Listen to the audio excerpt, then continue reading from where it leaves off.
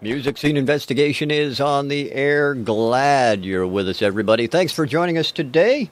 And I tell you what, we've got a heck of a show here for you today. We've got 3 new songs we've selected at random out of the big pile of songs. And if you want to get your song in the big pile of songs, it's very easy to do. Head to MusicSceneInvestigation.com, hit the Submit a Song button, and that's pretty much all there is to it. So let's get to it. First of all, we want to take and let everybody know about our panelists on today's show. 2 in-house panelists are always with us. They're going to join us no matter what, and we're happy to have them every week. In New York City, Mr. Tom Chianti. Tom, how are you today, sir? I am here, and you can't get rid of me. Well, I heard that there was some kind of conspiracy over the last couple of days where you yourself or somebody you know might have been trying. Well, you know, it's all rumors, and it's the Republican Party. If you say so. Well, I'm glad you're still kicking. I assume you took care of the threat. Oh, yes. I have my own Homeland Security. All right, well, good man. Somebody's got to do it, and you can't pay me enough to do it. So glad you're taking care of it. Thank you. And in London, England, Mr. Ian Husbands once again with us. Ian, how are you? I'm good. Can you remind me to pay Mitt Romney a bit more next time, please? I will do my best to remind you. He's obviously not doing a very good job for the money I paid him. Well, yeah, I understand. Now, I also understand that aside from the wonderful green screen behind you, you've also experienced some other colors this evening you would probably rather not tell us about. Well, yeah, my son's been having the Technicolor yawn, the pavement pizza, so that's all been good fun, dashing around sorting out that. But I have been to the Hellfire Caves today. And for everybody who doesn't know, tell us what the Hellfire Caves are. Well, the Hellfire Caves were a bunch of caves which are man-made by a guy called Sir Francis Dashwood, I think his name was. And it was a Hellfire Club where they basically used to do debauched things like sex, drugs, and rock and roll. Well, it's probably more like sort of orchestras back in that day. And the Beatles played there. Not the Beatles, no. That was the Cavern Club, totally different place. But for those of you that didn't know, Franklin, your founding father, Benny, Benjamin Franklin was a member of the Hellfire Club. So before he established America, he was basically shagging prostitutes, smoking opium, and getting drunk lots. Well, he was a righteous he's a regular dude. politician. Yeah, he was exactly. He was a righteous dude, having good times. Now, last week, our witness polls. Why don't you give us an update on those? Well, our song of the week last week was Shades of Grey by Permanent Ability, which was song number 2. And our audience did agree with us, but it was touch and go. I mean, on best songwriting, they got 78%. On best performance, they got 89%. And on best mix and production, they got 67%. So votes were coming in for the other acts. All right. Well, that's good to know. It's good to know that it's not always just one-sided. Exactly. It's not all cut and dry, as they say. Exactly. Now, I want to take the opportunity to introduce our guest panelist today. It's been a while since he's been with us, but we're glad he's back. Most people collect stamps, coins, stuff like this. Our guest panelist collects bands, apparently. Mr. Sam Kelley. Sam, good to see you again. It's good to be back, guys. It's really good to be back. Good fun. Now, and I'd just like to say, nice tan. It cost me a lot of money, this. Now, you have been busy. To contrary popular belief, you are working all the time.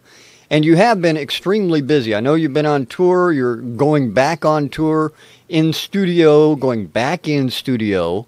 What have you been up to, man? It sounds like, besides the vacation and the tan, in other words. Well, it's it's been living that life that we've all strived for, whether we be players or whether we be producers or to be around the business. As you say, I've been doing a lot of live work, which I enjoy a lot. Been doing some recording again, which I enjoy. Not quite so much because of the restrictions, but and also a lot of touring in Germany, which they seem to be the only place that still have money for the arts.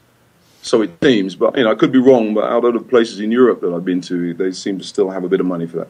So yeah, it's been absolutely brilliant. And then last week or 2 weeks ago, I went away on a vacation, and as we call it over here, a holiday,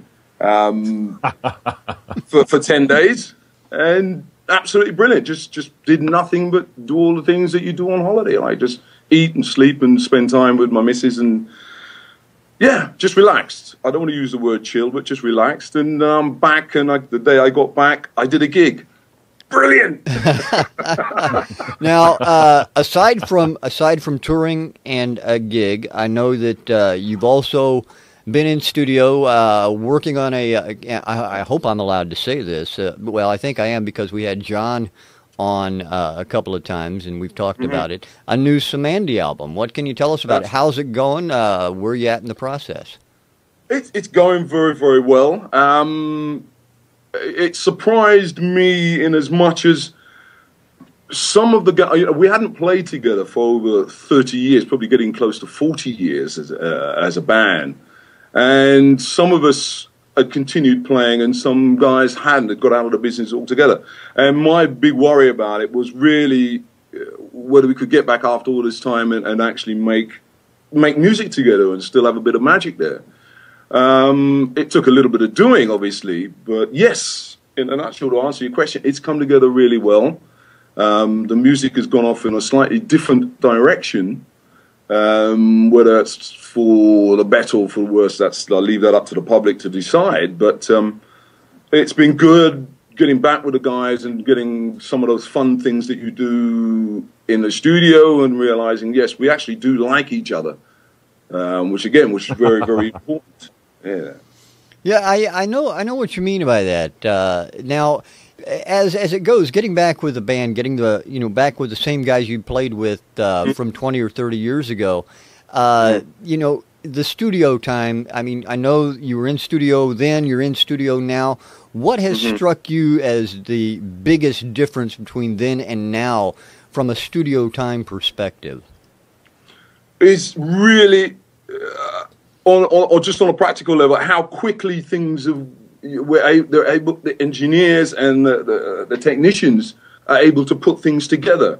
Whereas, say, in the days of kind of mainly valve amps, etc., it seemed to take an age to get a half-decent drum sound, for instance. Now it seems to take hardly any time at all, which is a bonus, because I remember.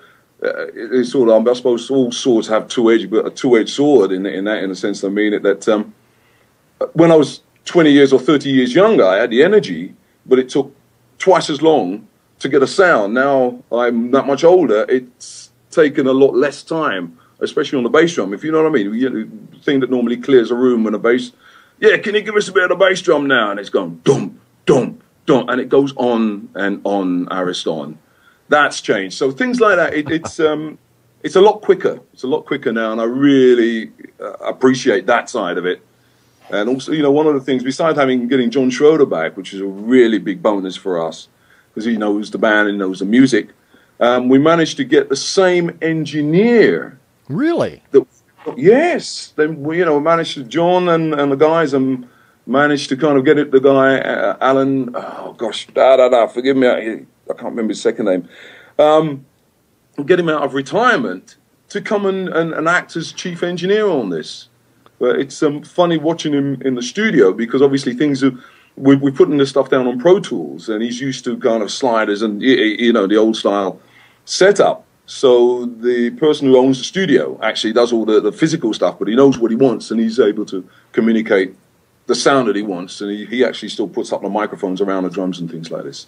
So those are the main kind of changes that I've noticed. Now, aside from working with Cymande, you've also had a new album released. This is, again, from the collection of bands that you have. Why don't you tell us about this new album? Well, we put together an album of reggae songs.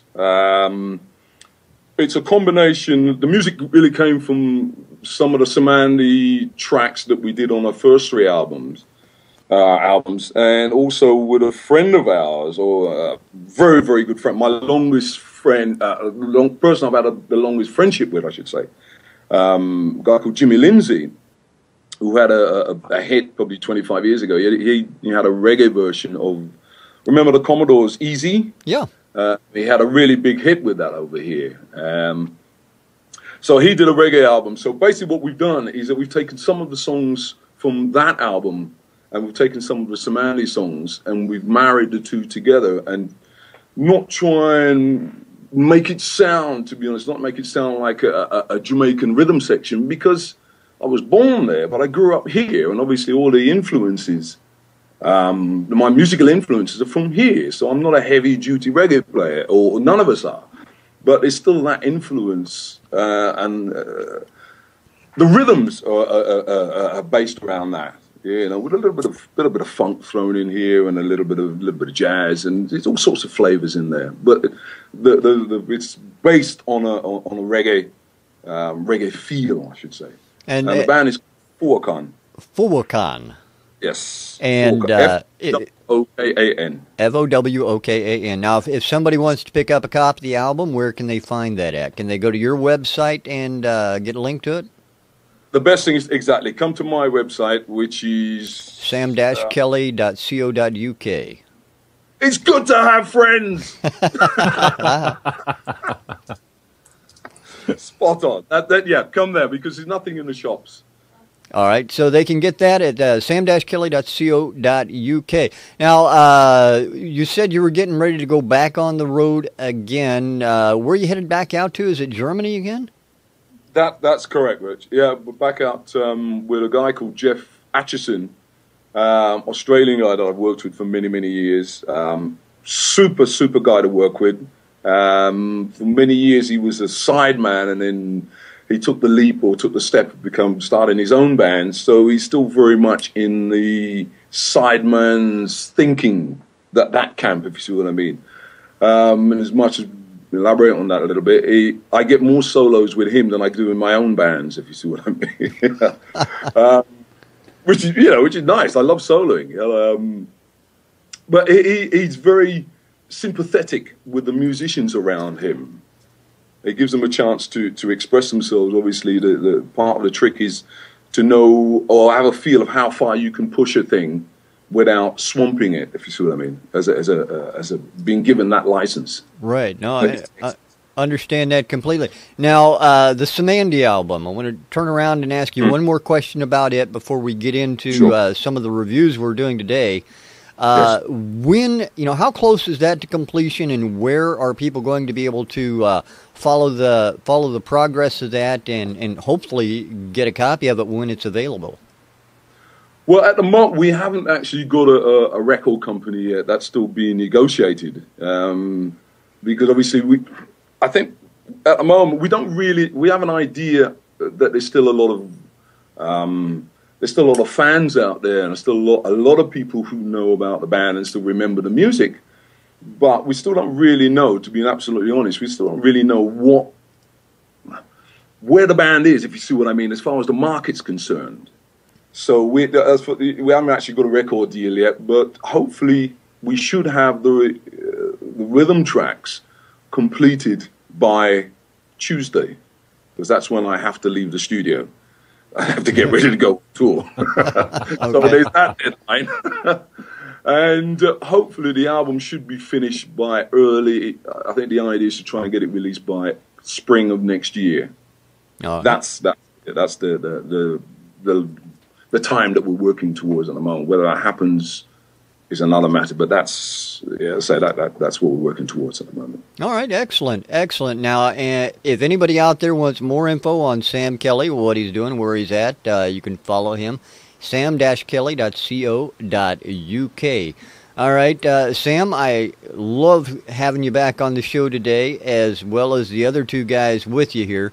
But we got some things we got to do here today, and that is to review 3 songs that we have up. So without further ado, let's go ahead and listen to track number 1 for today's music scene investigation, and we'll find out what the guys think about it right after they listen to it. Here is track number 1, everybody. Enjoy.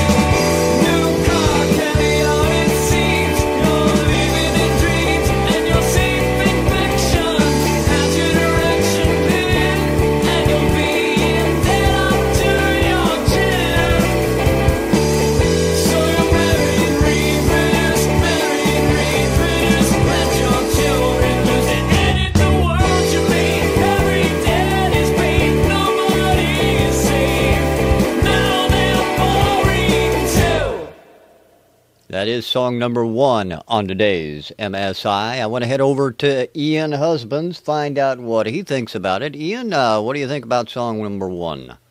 Well, it certainly didn't have a fade out, did it? That's true. That ended. Kind of unexpectedly as well. I don't know if that was a good thing or a bad thing. I could have listened to a bit more of that. I mean, don't get me wrong. This has got a lot of issues in the mix. I mean, that rhythm guitar on the intro, it sounds thin. And is there a tuning issue there or something? It also sounds very wide and doesn't really seem to be sat in the mix with anything else. The vocals, well performed, well recorded. I felt they were a tad loud in places. I like the use of the double tracking on the chorus, but room for harmonies, oohs, ahs, backing vocals. None of that was sort of taken into consideration, and I think that chorus could have really benefited from that. I mean, don't get me wrong. We've got a good use of dynamics here. There was an obvious verse, an obvious chorus, an obvious middle-eight, and the way the music sort of ebbed and flowed with that was good. But I did find the drums were a bit set back. I thought the bass had a good tone, and the performance was good. But again, the mix just wasn't gelling. Nothing seemed to be sitting together in the same space. So, you know, I think really with this, you've got a good song there. but it needs a lot of attention in the arrangement and in that mix. I mean, it had a sort of element of bands like Moist and The Killers to me, but with a slightly more retro sound.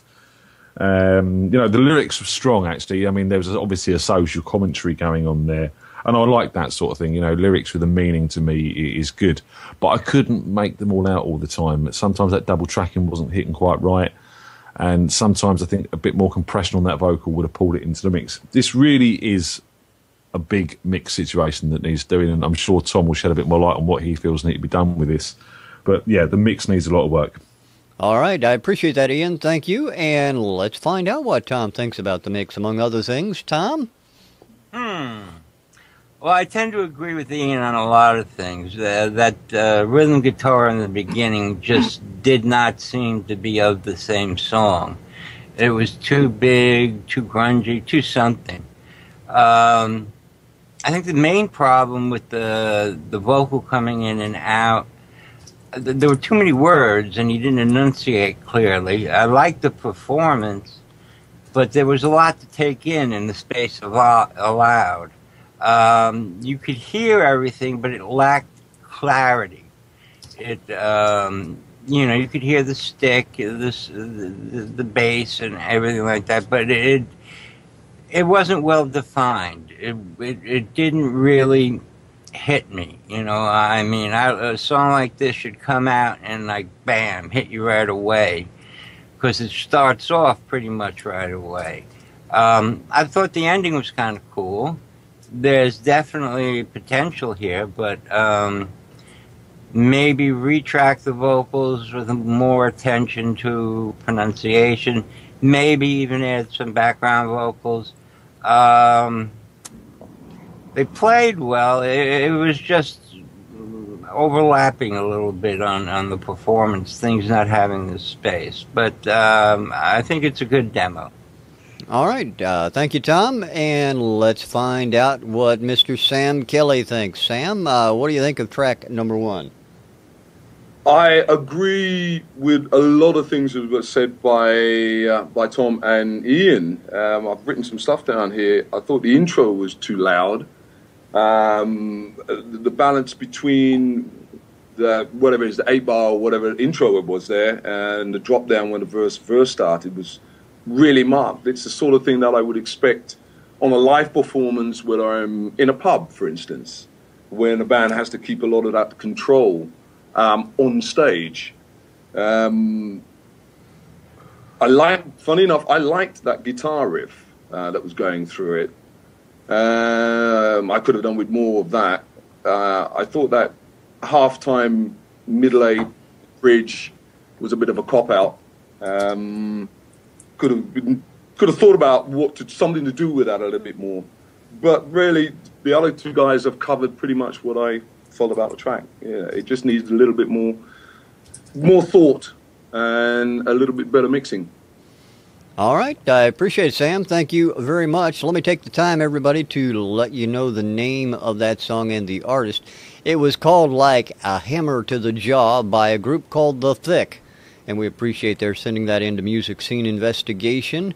Now, before we go to song number 2, I want to take an opportunity to remind everybody that next Wednesday on Music Scene Investigation on MSI Radio, as a matter of fact, we got the hit list coming up.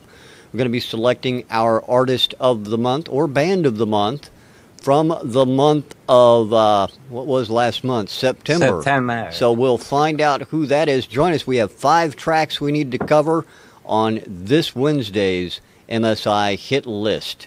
All right, gentlemen, we're going to go ahead and go to track number 2 for today's show. So go ahead and take a listen to that, and we'll come back, find your thoughts on that. Right now, here it is, everyone. Track number 2 on today's MSI.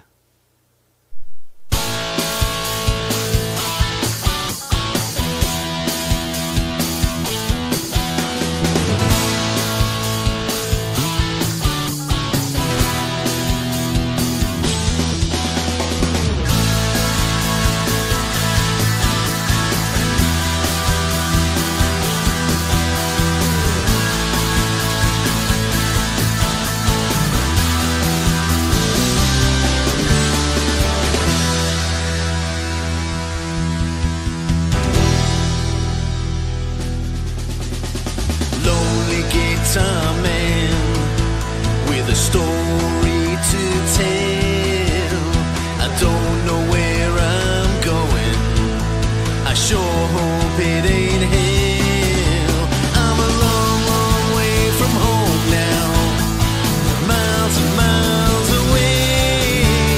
I'm working so damn hard now, I can't tell night from day. Running out of time, I need to get to you. I love you more each day, a reason to get through. I'm running out of time, I've got to get to you, to hold you in my arms, to tell you I love you. On the road again, my guitar by my side. I'm missing you so much, loneliness is hitching a ride. Every step I take now is one step closer to you. I miss your beautiful face, girl. You know my love is true. Running out of time, I need to get to you. I love you more each day, a reason to get through. I'm running out of time, I've got to get to you, to hold you in my arms, to tell you I love you.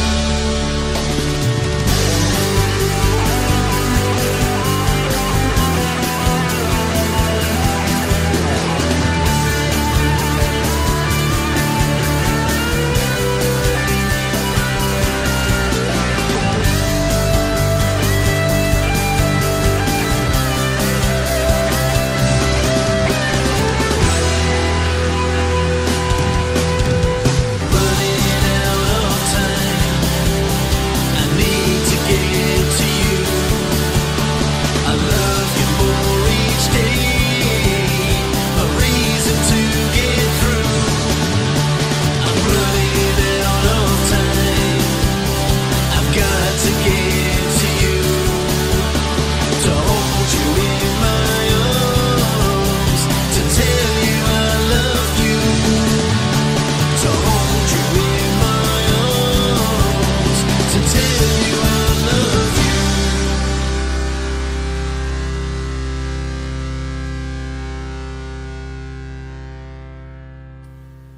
And that is song number 2 on Music Scene Investigation. Let's now go straight over to Mr. Tom Chianti. Tom, what do you think of track 2 today? Well, first off, in the beginning, guitar is way too loud, and throughout the song, I thought they were taking up too much space. If I were mixing it and I got it to this point, this is where I would say, okay, let's take 5, walk away, go outside, have a cigarette, drink some coffee, let your ears clear out, and then go back in and start rebalancing and cleaning things up so the guitars just don't drone in the background. They actually have their space. The lead vocal was pretty much loud enough, but it sounded all crowded. The bass line could have been a little bit more interesting than the quarter notes it was playing. The song itself, yeah, you know, boy loves girl, you know, typical love song. I think this really needs to be remixed and get it to that point, and then take the break and then come back in and say, okay, now we start to clear things up, balance things up, make things interesting and more dynamics and stuff. All right, Tom, I appreciate that. Thank you. And Mr. Sam Kelley, what do you think of track number 2? Overall, I liked it. I thought the intro was really good, nice and punchy, and had that couple of beats break after the intro, before the voice came in, and I liked that as well. The diction I thought was excellent. Everything was there. The only thing the only negative I found about it was that they used that break. I think it was about a bar break or something like that at the end of each section. I think they overused that. The first 2 times I thought, okay, great, and then when it appeared again later, it just started to make the song sound a bit disjointed. But overall, I liked what was there. It had an element of feel like it was being done. It had been done in the studio. But on the other hand, it felt live with what's being played, rather than being played in the studio and worrying too much about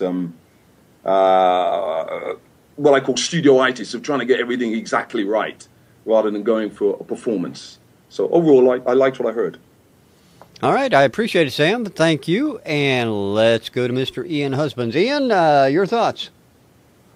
Yeah, right, okay. I found the whole mix on this very sharp and bright. Everything seemed a bit brittle.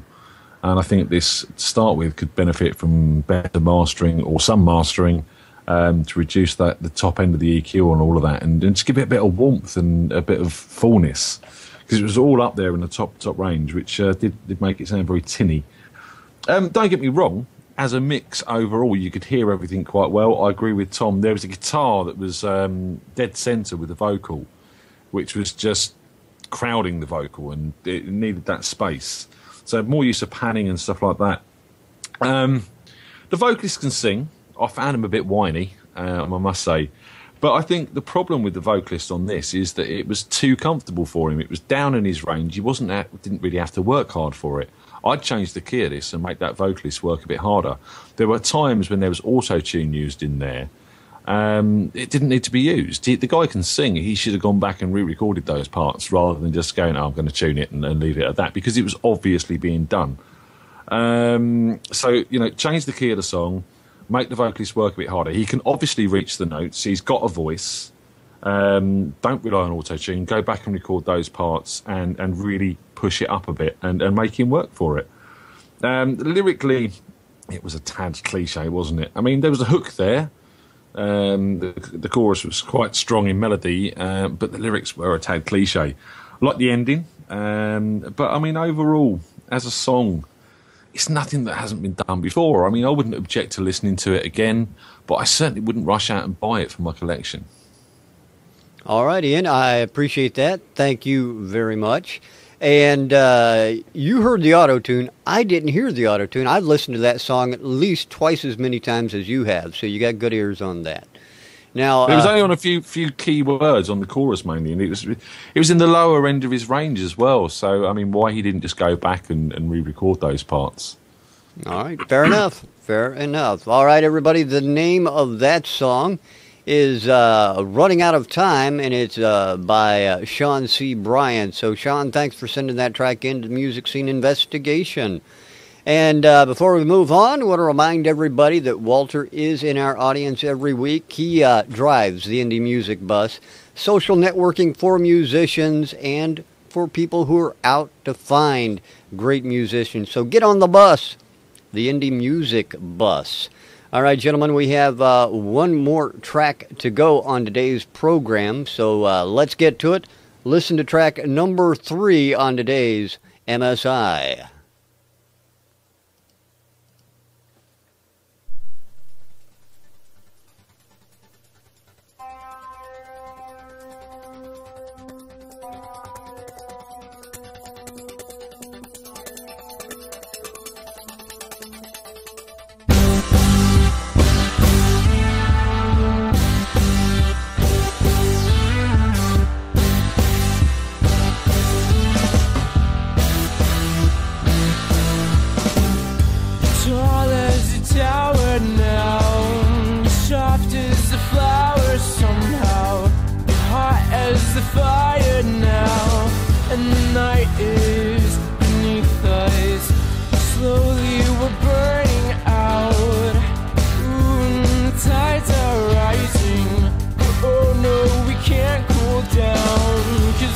Is beneath us, look like a cloud. my mind. Visions of you, baby, they keep me up the night. Put me by the river, put me by the river.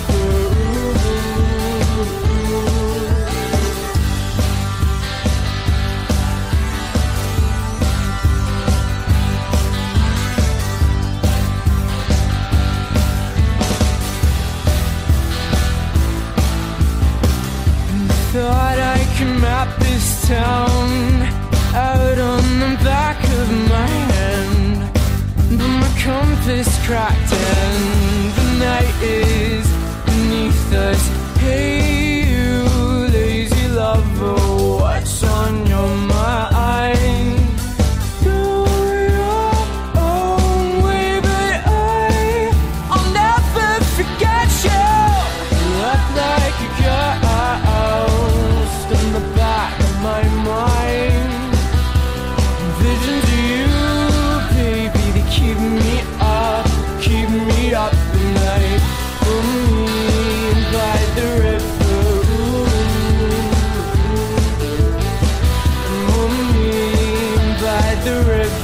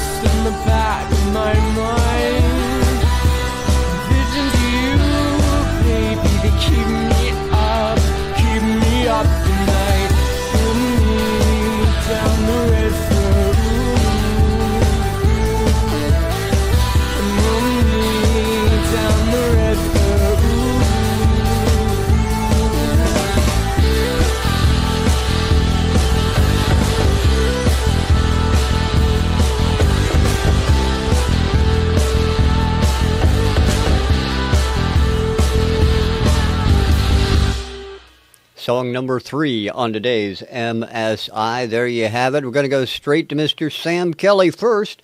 Find out what he thought. Sam, what do you think of track number 3? I like the vocals. I just thought there was just too much going on in the background. I couldn't.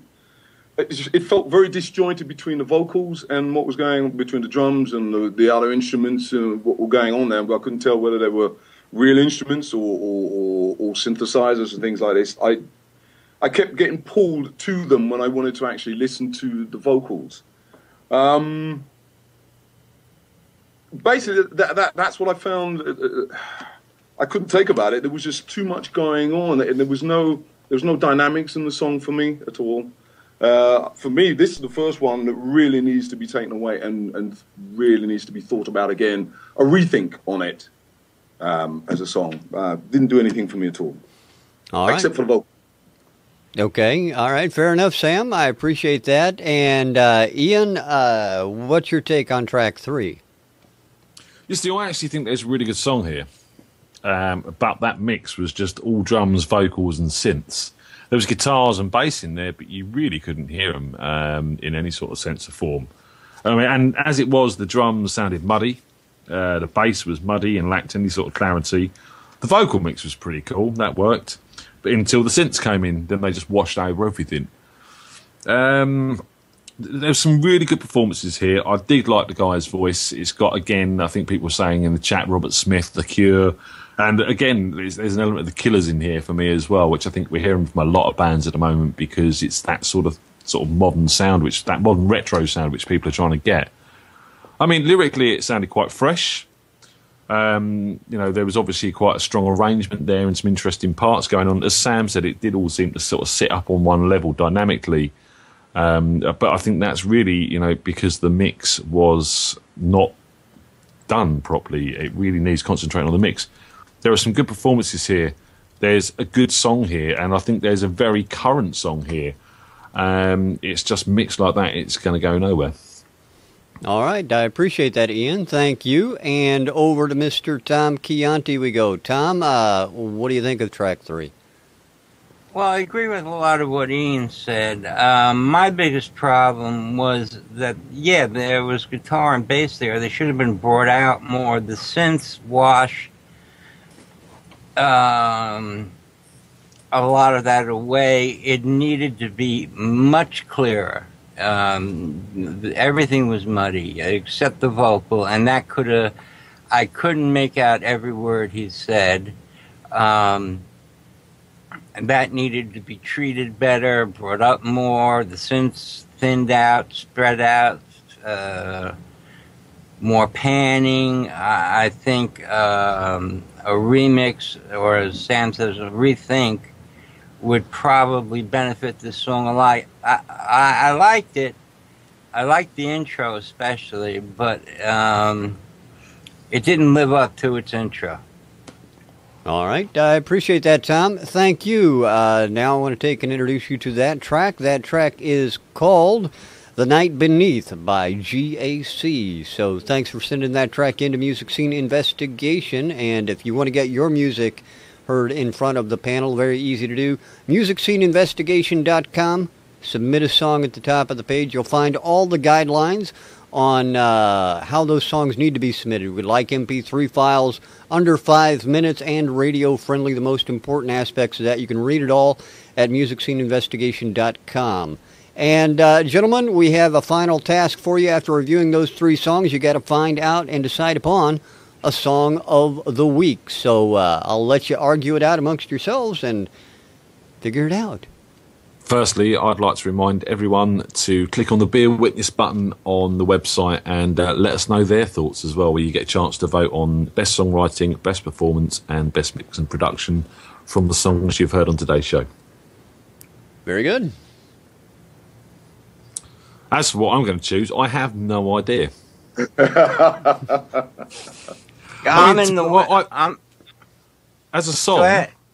As a song, I think number 3 is probably the most commercially viable if it was done properly, if the mix was sorted out. It seems to be the most modern, the performances were strong, but that mix totally throws it out. Number 2, again, there's a song there, but the mix is all over the place. And number 1, it's just... It seems like the songwriting on all of them is quite strong. There's a song there, but it's just not executed in a way that's sort of decidable on. For me, the thing the song that stood out was track number 2. Overall, as I said, there's still I have some issues with some of the things that were going on there, but overall, out of the 3, it stood out for me. Number 1. Not at all. I don't think it's like somebody taking a very bad recorder in a pub and tried to record that. Try to get a song from that. Number 3. Let's say it's too much separation. I find, like what the guys were saying, the synths were getting in the way. I like the guy's voice. It just needs a rethink, I think, taken away and hopefully listen to some of the advice that was given from the people on this panel, hopefully, and come up with something else. So for me, the song that does it for me is number 2. All right. I'm gonna throw a spanner in the works. I'm gonna go with number 3. Based on Sam's criteria, as I said, we really can't judge mixes against mixes this week. They are all in need of work. But from a song point of view, I probably enjoyed 3 the most. I liked the guy's vocal the most. It was emotive. And I think the song was the most contemporary out of the lot, if not mixed badly. And Tom? The power. I'm sorry, Sam. I'm going to have to go with Ian on this one. They all have mixed problems. Drummers are used to this. Get to the back where you used to be in. Yeah, can we do one of my songs now? You know that old joke, so. sorry, Tom, go ahead. That's okay. You make a valid point. The guitars were way too loud for me, and number two, and I just think on the potential of song and what could be done with a better mix, I think 3 would shine the most. All right. So there you have it. Unfortunately, Sam, you were overruled on this, but song number 3, The Night Beneath, by GAC, takes the Song of the Week spot today on MSI. And as always, I want to thank you, Sam, for being with us. A great treat to have you back in the panel chair. An absolute pleasure to be asked once again to be on the panel. Thank you, guys. Thanks for the invite. And I hope to do it again very soon. And want to remind everybody to go to sam-kelly.co.uk for everything that is Mr. Sam Kelley. Oh, and by the way, did I mention he was 5 times UK Drummer of the Year? So, excellent. Thank you very much, Sam. Ian, Tom, thank you as always, and everybody out in the audience for tuning in. Of course, you can see this show live every Sunday at 4 p.m. Eastern, 9 p.m. GMT. If you miss it, get it over on iTunes. You can watch it at musicsceneinvestigation.com as well. Thanks for being with us, everybody. We're going to play out with The Night Beneath by GAC right here on MSI. See you again next week. Thanks for being with us. Bye. Bye-bye. Bye-bye. Bye-bye.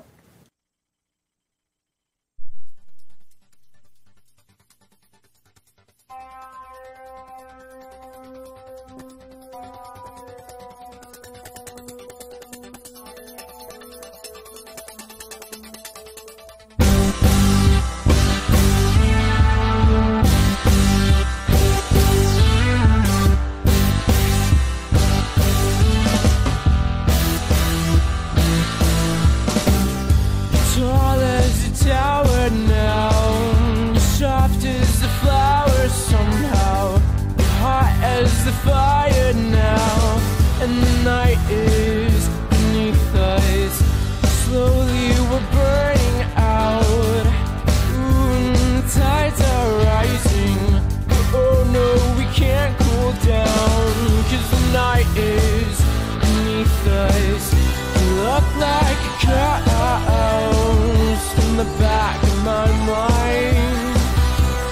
Visions of you, baby, to keep me up tonight. With me by the river, with me by the river.